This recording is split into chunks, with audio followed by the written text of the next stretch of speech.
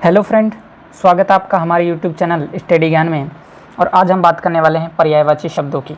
यह हमारी पर्यायवाची शब्दों की चौथी क्लास है। यदि आपने इससे पहले के वीडियोज़ नहीं देखे हैं तो आप प्लेलिस्ट में जाकर उन्हें देख सकते हैं। हम बात करते हैं सबसे पहले पर्यायवाची चावल की बात करते हैं कि चावल के कौन कौन से पर्यायवाची होते हैं। तो चावल को अक्षत कहा जाता है, अक्षत कहते हैं, ओदन कहा जाता है, चाउर कहते हैं, दीर्घशुक कहते हैं, तंडुल कहा जाता है, धान कहा जाता है। अक्षत, ओदन, चाउर, दीर्घशुक, तंडुल और धान के नाम से किसे जाना जाता है?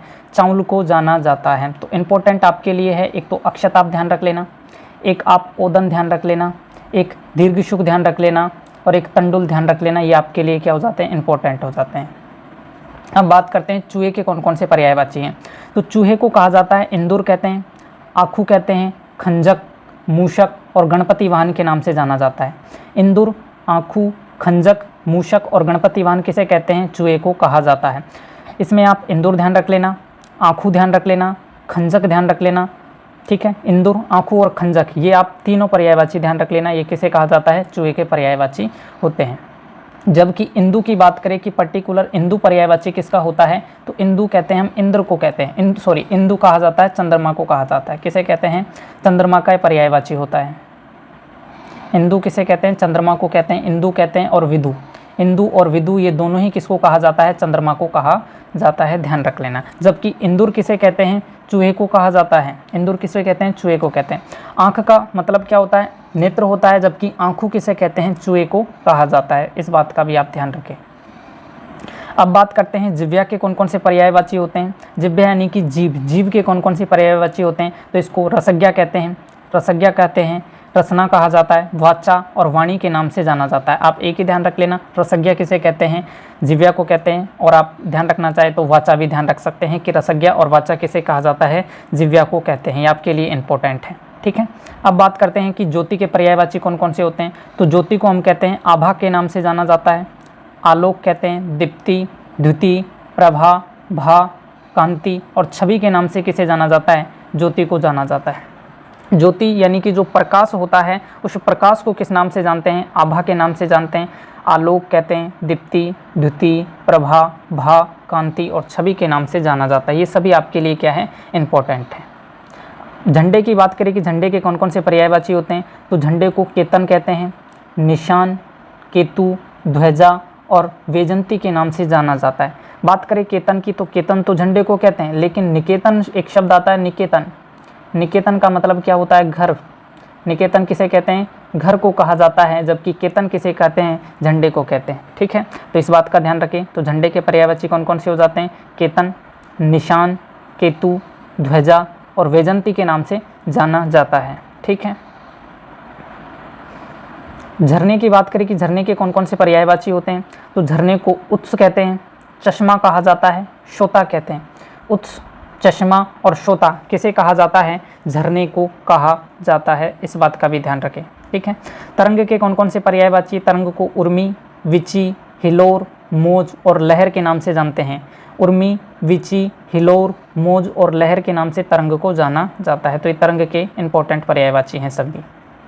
अब बात करते हैं तर्कस के पर्यायवाची कौन कौन से हैं। तर्कस का मतलब होता है जो तीर रखने का जो साधन होता है उसे हम क्या कहते हैं? तर्कस कहते हैं। तो तर्कस के पर्यायवाची हमारे कौन कौन से हो जाते हैं? तो तर्कस को कहते हैं तूण, तुणीर, निसंग, ईशुधि और उपासंग के नाम से जानते हैं। तूण कहते हैं, तुणीर कहा जाता है, निशंग, ईशुधि और उपासंग कहा जाता है। ये इंपॉर्टेंट है आपके लिए सभी, ठीक है। तलवार के कौन कौन से पर्यायवाची? ये मोस्ट इंपॉर्टेंट है तलवार के पर्यायवाची। आप ध्यान रख लेना कि कृपाण, चंद्रहास, सिरोही, असी, खड़ग, करवाल ये सारे किसको कहा जाता है? तलवार को कहते हैं। क्या कहा जाता है? कृपाण, चंद्रहास, सिरोही, असी, खड़ग, करवाल ये किसे कहते हैं? तलवार के पर्यायवाची हो जाते हैं, ठीक है। अब बात करते हैं कि तालाब के पर्यायवाची कौन कौन से हैं। तो तालाब के पर्यायवाचियों की बात करते हैं तो तालाब को कहते हैं तड़ाग कहा जाता है, ताल कहते हैं, हृद कहते हैं, पद्माकर कहा जाता है। तड़ाग, ताल, हृद और पद्माकर के नाम से किसे जाना जाता है? तालाब को जाना जाता है। आपके लिए एक तो ये इंपॉर्टेंट है, ठीक है। इसके अलावा तड़ाग भी आपके लिए इंपॉर्टेंट है, ठीक है। ये आपके क्या हो जाते हैं? तालाब के पर्यायवाची होते हैं। इसके अलावा तालाब को सरसी भी कहा जाता है। सरसी किसे कहते हैं? तालाब को कहते हैं। जबकि सरसी रूह किसे कहा जाता है? सरसीरू किसे कहते हैं बताइए? सरसीरू कहा जाता है कमल को। सरसीरू किसे कहते हैं? कमल का पर्यायवाची। जबकि सरसी किसे कहते हैं? तालाब को कहा जाता है, और तालाब से ही बना है सरसीरू। ठीक है, तो सरसीरू कमल का पर्यायवाची और सरसी किसे कहते हैं? तालाब को कहा जाता है। ठीक है, ये आपके क्या हो जाते हैं? तालाब के पर्यायवाची हो जाते हैं। अब बात करते हैं तीर के कौन कौन से पर्यायवाची, ये भी आपके लिए मोस्ट है। ठीक है, तीर के कौन कौन से पर्यायवाची बात करते हैं। तीर को कहते हैं अनि, नाराज, विसिक, सिलीमुख, शायक और वाण के नाम से किसे जाना जाता है? तीर को जानते हैं। अनि, नाराज, विसिक, शिलीमुख, नायक और वाण के नाम से जाना जाता है। अनि, नाराज, विसिक, सिलीमुख, शायक और वाण के नाम से किसा जाना जाता है? तीर को जाना जाता है। ठीक है, तो ये आपके तीर के पर्यायवाची हो जाते हैं, जिसमें आपके लिए मोस्ट इंपॉर्टेंट है एक तो नाराज, एक विशिक, एक शिलीमुख, ठीक है, एक शायक, आप ध्यान रख लेना। ठीक है, ये आपके लिए इंपॉर्टेंट है, क्योंकि विशिक की बात करें तो विशिक से बनता है विशिखासन। क्या बनता है? विशिखासन। ठीक है, ये आपके किसका हो जाता है? धनुष का पर्यायवाची हो जाता है। किसका हो जाता है? धनुष का पर्यायवाची हो जाता है। ठीक है, तो ये सब आपके लिए इंपॉर्टेंट है। अब बात करते हैं दांत के पर्यायवाची कौन कौन से होते हैं। तो दांत की बात करें तो दांत के कौन कौन से पर्यायवाची? दांत को कहते हैं मुख खुर के नाम से जाना जाता है, रदन, दशन, रद, द्विज, दंत आदि नामों से किसे जाना जाता है? दांत को जाना जाता है। द्विज की बात करें कि द्विज किस किस के पर्यायवाची होते हैं, तो द्विज की बात करें तो द्विज पक्षी को कहा जाता है, द्विज ब्रह्मा को कहा जाता है, पक्षी को कहते हैं, ब्रह्मा को कहा जाता है, दांत को भी कहा जाता है। इसके अलावा द्विज हाथी को भी कहते हैं, हाथी को भी द्विज कहा जाता है। तो ये द्विज के पर्यायवाची हो जाते हैं। ठीक है, दिन की बात करते हैं कि दिन किस किस के पर्यायवाची होते हैं। दिन के पर्यायवाची क्या क्या होते हैं? दिन के अहन, अह, वासर, दिवा, दिवस आदि नामों से किसे जाना जाता है? दिन को जाना जाता है। जबकि दिनकर किसे कहते हैं? दिनकर किसे कहा जाता है? तो दिनकर आपके सूर्य का पर्यायवाची होता है। दिनकर और दिवाकर दोनों ही किसको कहते हैं? दिवाकर। दिनकर और दिवाकर दोनों ही किसे कहा जाता है? सूर्य के पर्यायवाची होते हैं। ठीक है, अब बात करते हैं नेक्स्ट दिन। दीन, एक है दिन और एक है दीन। दीन का मतलब क्या होता है? दीन का मतलब होता है, एक तो होता है दिन जो हम देख रहे थे अभी, ठीक है, एक होता है दीन। दीन का मतलब होता है गरीब जो व्यक्ति होता है उसे हम क्या कहते हैं? दीन कहते हैं। जो गरीब व्यक्ति होता है उसे दीन कहते हैं। तो दीन के कौन कौन से हैं? अकिंचन, निरीह और रंक। ठीक है, ये सब इसके क्या होते हैं? पर्यायवाची होते हैं। इसके अलावा गरीब भी इसका पर्यायवाची होता है। तो अकिंचन इंपॉर्टेंट है, ठीक है, निरीह और रंक ये सब क्या हो जाते हैं? आपके दीन के पर्यायवाची हो जाते हैं। ठीक है, ये दीन के आपके पर्यायवाची हैं। दह के पर्यायवाचियों की बात करें कि शरीर के कौन कौन से पर्यायवाची हैं, तो गात कहते हैं, घट, बपू, विग्रह, कलेवर, वदन, शरीर और काया के नाम से किसे जाना जाता है? दह को जाना जाता है। तो आप गात रख लेना। घट, विपू, विग्रह, कलेवर ये आपके लिए क्या हो जाते हैं? इंपॉर्टेंट हो जाते हैं। दीपक की बात करें कि दीपक के कौन कौन से पर्यायवाची होते हैं, तो दीपक को कहते हैं प्रदीप, ग्रहमणि और ज्योति के नाम से जाना जाता है। प्रदीप कहते हैं, ग्रहमणि कहते हैं और ज्योति के नाम से जाना जाता है दीपक को। द्रौपदी के कौन कौन से पर्यायवाची होती हैं, तो द्रुपद सुता कहते हैं, द्रुपद की पुत्री होने के कारण इसको द्रुपद सुता कहते हैं। नित्य यौवना के नाम से इसे जाना जाता है। यज्ञसैनी, यज्ञ से उत्पन्न होने के कारण इसको यज्ञसैनी कहते हैं। इसको शरंद्री भी कहा जाता है और द्रौपदी को कृष्णा के नाम से भी जाना जाता है। कृष्णा भी इसको कहते हैं, कृष्णा कहते हैं, शरंद्री कहा जाता है, यज्ञसैनी कहते हैं, नित्य यौवना कहा जाता है, द्रुपद सुता कहते हैं, पांचाली भी इसको कहा जाता है। ये आपके द्रौपदी के पर्यायवाची हो जाते हैं। अब बात करते हैं धनुष के पर्यायवाची कौन कौन से हैं, तो धनुष को पिनाक के नाम से जाना जाता है, विशिखासन कहते हैं, सरानन कहते हैं और सारंग कहते हैं। अभी बताया था विशिख किसको कहते हैं? तीर को कहा जाता है।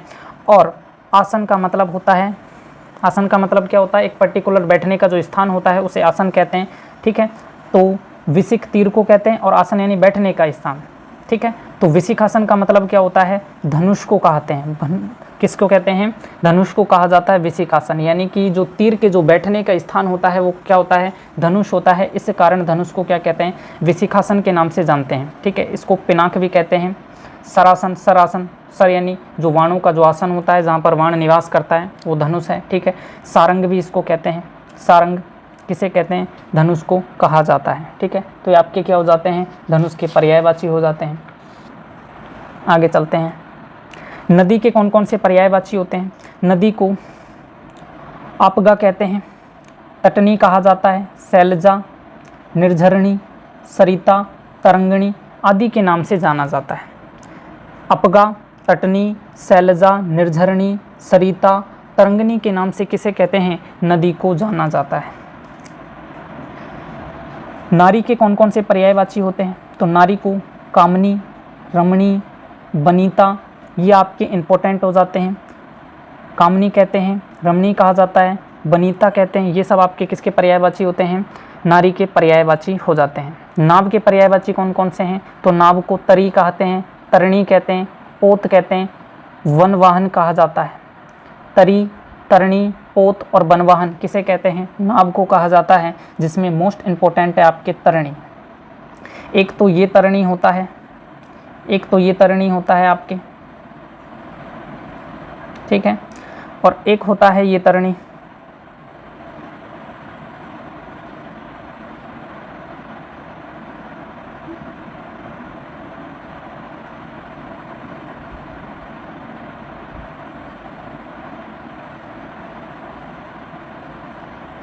एक तो ये वाला तरणी होता है और एक ये वाला तरणी होता है। तो इस तरणी की बात करें तो ये तो नाव का पर्यायवाची होता है, जबकि इस तरणी की बात करें तो ये किसका पर्यायवाची होता है?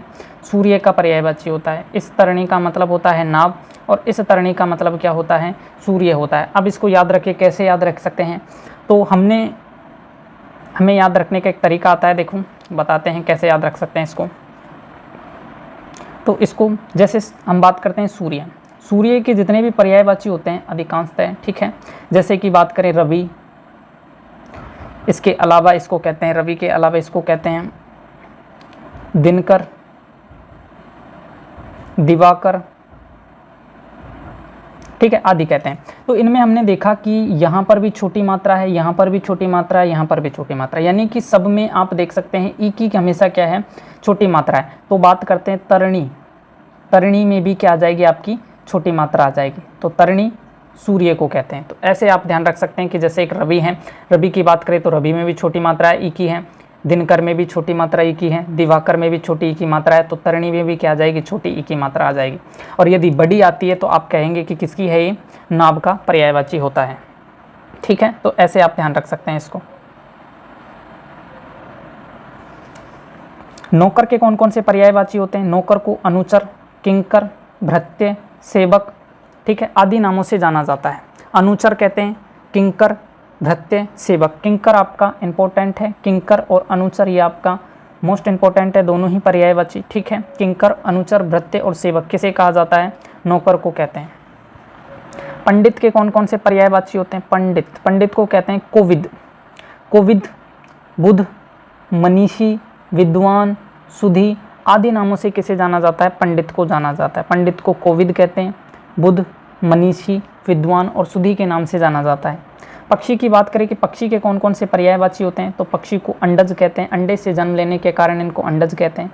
खग कहा जाता है, मैंने बताया पक्षियों को द्विज भी कहते हैं। इसके अलावा द्विज किस किस को कहा जाता है?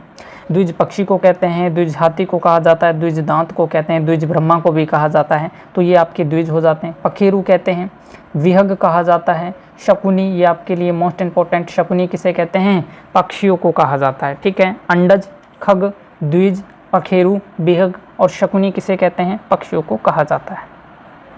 अब बात करते हैं कि पत्ते के कौन कौन से पर्यायवाची होते हैं। ठीक है, तो पत्ते को कहते हैं किसलय के नाम से जानते हैं। किसलय पत्ते को कहा जाता है, द्रुमदल कहते हैं और पल्लव कहा जाता है। किसलय, द्रुमदल और पल्लव किसे कहते हैं? आपके पत्ते को कहा जाता है। इसके अलावा पत्ते को कोपल भी कहते हैं। कोपल किसे कहा जाता है? पत्ते को कहा जाता है। तो ये भी आप ध्यान रखें कि कोपल भी पत्ते को कहते हैं। किसलय, द्रुमदल, पल्लव और कोपल किसे कहा जाता है? पत्ते को कहा जाता है।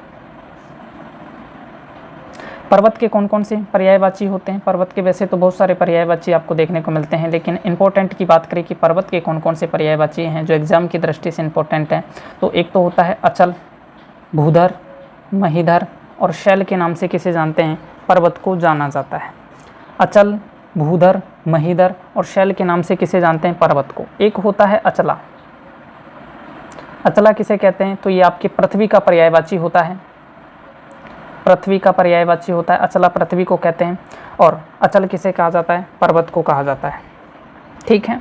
भूधर यानी कि भूमि को जो धारण करता है वो कौन है? पर्वत है। ठीक है। महीधर भी किसे कहते हैं? पर्वत को कहते हैं। शैल भी किसे कहा जाता है? पर्वत को कहा जाता है। अब बात करते हैं कि पवन के कौन कौन से पर्यायवाची होते हैं। तो पवन के आप ध्यान रख लेना, अनिल।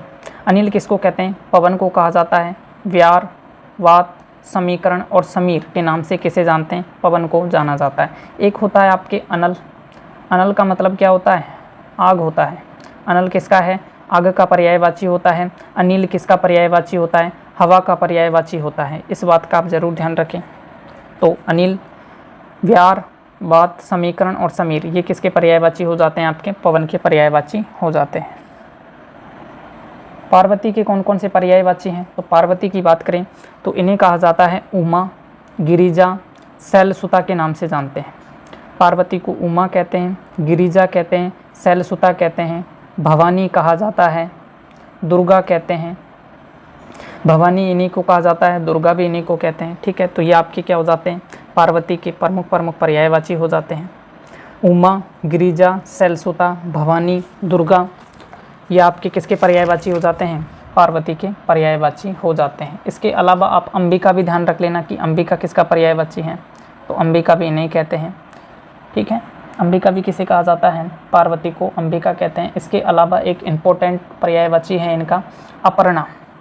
अपर्णा भी इनको ही कहते हैं। अपर्णा भी इन्हें ही कहा जाता है, अपर्णा कहते हैं। इसके अलावा इनको मीनाक्षी भी कहते हैं। मीनाक्षी भी इनका ही एक पर्यायवाची है। मीनाक्षी मतलब कि जिसकी मछली के समान जो आंखें होती है उसे क्या कहते हैं? मीनाक्षी कहते हैं। तो मीनाक्षी पार्वती को कहते हैं। ठीक है। ये आप ध्यान रख लेना। तो मीनाक्षी, अपर्णा, भवानी, दुर्गा, अंबिका। इसके अलावा एक हेमवती भी आता है। हेमवती किसे कहते हैं?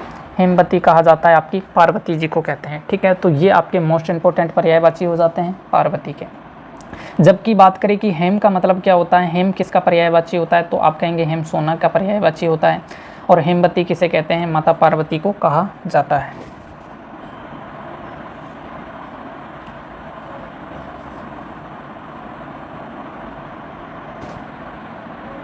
अब बात करते हैं किसकी? पाषाण के कौन कौन से पर्यायवाची होते हैं।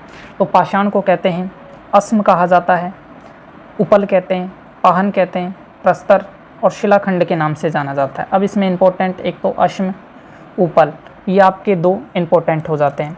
एक तो होता है अस्म और एक होता है अश्व। अश्व का मतलब होता है घोड़ा। अश्व का मतलब क्या होता है? घोड़ा होता है। और अस्म का मतलब होता है पाषाण। एक होता है उपल। उपल का मतलब होता है पाषाण। और एक होता है उत्पल। उत्पल का मतलब क्या होता है? कमल होता है। उत्पल का मतलब क्या होता है? कमल होता है। तो ये कमल का पर्यायवाची हो जाता है उत्पल। और उपल का मतलब क्या होता है? पाषाण होता है। ठीक है। अब बात करते हैं कि पुष्प के कौन कौन से पर्यायवाची होते हैं। पुष्प को पाटल के नाम से जाना जाता है। पाटल कहते हैं पुष्प, प्रसून, सुमन। ठीक है। ये आपके किसके पर्यायवाची होते हैं? पुष्प के पर्यायवाची हो जाते हैं। पाटल कहते हैं, पुष्प कहते हैं, प्रसून कहा जाता है और सुमन किसे कहते हैं? पुष्प के पर्यायवाची होते हैं। अब बात करते हैं पृथ्वी के कौन कौन से पर्यायवाची। पृथ्वी के बहुत सारे पर्यायवाची होते हैं। देखने को तो पृथ्वी के आपके बहुत सारे पर्यायवाची मिल जाते हैं, लेकिन इम्पोर्टेंट जो पर्यायवाची होते हैं उसकी बात करें कि इसको अचला के नाम से जानते हैं। अचला कहते हैं, इला कहते हैं, मही कहा जाता है। अचला, इला, मही। इसके अलावा सर्वशाह भी कहते हैं इसको, सर्वशाह कहा जाता है, सर्वशाह कहते हैं। इसके अलावा इसको अनंता रसा, अनंता रसा, अनंता कहते हैं, रसा कहते हैं। इसके अलावा इसको शोणी भी कहा जाता है। शोणी भी इसका पर्यायवाची होता है। ठीक है। रत्नगर्भा भी कहा जाता है इसको, रत्नगर्भा भी कहते हैं। ठीक है। धात्री भी इसको कहा जाता है, धात्री भी कहते हैं। तो ये आपके क्या हो जाते हैं? मुख्य पर्यायवाची किसके हो जाते हैं? पृथ्वी के हो जाते हैं।